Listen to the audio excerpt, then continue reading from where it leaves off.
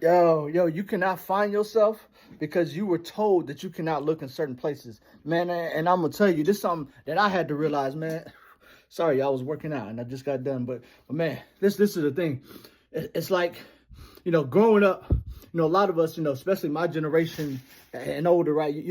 When you're growing up, you're told that there's only certain ways that you can achieve, success in life, right? Or you're told that there's only certain paths or only certain directions that will work, right? Or that will get you to the desired results. And everybody is trained to follow these, one to two or three paths in life, right? You go through school and they tell you, you got to do this, you got to pass this, you got to become this. And a lot of times, for a lot of us, our skill sets and our gifts and our talents don't match that specific template, right? And if you look at, people that are artists or people that felt like their gifts and talents, maybe didn't align with what they were trying to be taught in school or maybe in society or even in their own household, a lot of times your actual gifts are the things that will make room for you in this world are suppressed because you were led to believe that they have no value. And the thing about that is once we devalue our actual gifts, it's like you spend the rest of your life trying to find value or trying to find your value in other areas that you're not even meant to be in the first place. It's like, if you take nature, it's like bringing an elephant, no, let's bringing a horse and a squirrel together, right? And you tell both that horse and that squirrel that the task to determine your intelligence or the task that will determine whether or not you're going to become successful in life is you got to climb this 100-foot tree. And if you can get to the top of this tree, based on how fast you get there and how efficient you get there, that determines your grade or how good you are at climbing this tree. But if you can't climb this tree, you ain't gonna do nothing in life, right? And a lot of us, there's some of us that are that squirrel, right? And we can go right up that tree, but some of us are a horse, or some of us are an alligator. And the problem is not that we're not intelligent or not that we're not capable, but it's ultimately we're not meant to climb a tree. You put that horse in a field, it's a different story, right? You put that alligator in the water, it's a different story. And what I'm trying to help you understand is that sometimes it's just your beliefs and the box that you've put yourself in or that you've allowed other people to put you in that is causing you to struggle today. Because ultimately, you're trying to be something that you're not.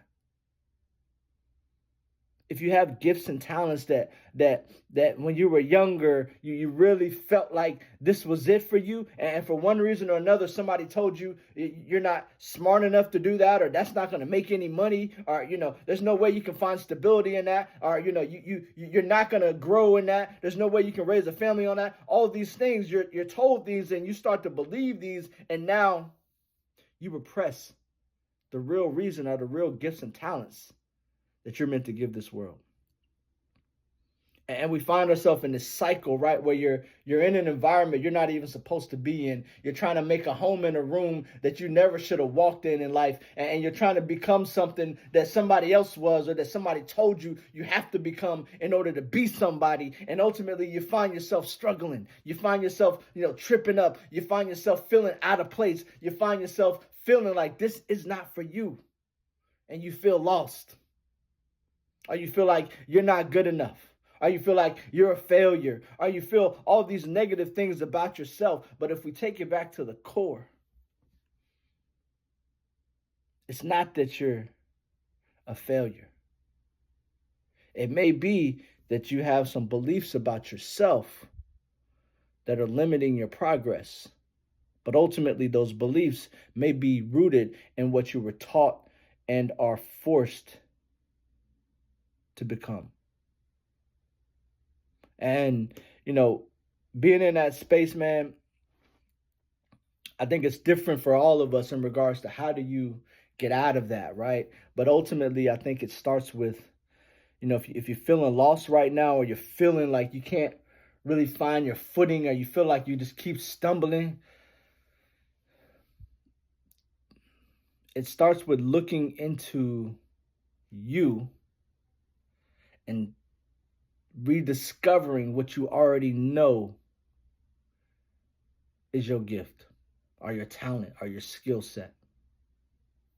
Because that repressed thing that you probably still do today on the side, right? Or you do it in your free time, or you think about it all the time. But man, you used to love that. And I'm telling you right now, where you can get to a spot or a place to where you can begin moving into the realm of something that you actually have a passion for, or an interest in, or a love for, and you're able to grow and nurture that.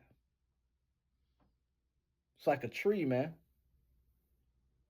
You're able to build something that outlast any of the storms in your life, and ultimately will live beyond your life. Let's go, man. You're not broken. You're not a failure. You just need to change your mindset and get around people and get in rooms that can help you rediscover who you already know that you are, man. Let's go. Let's get it. I forgot how to quit.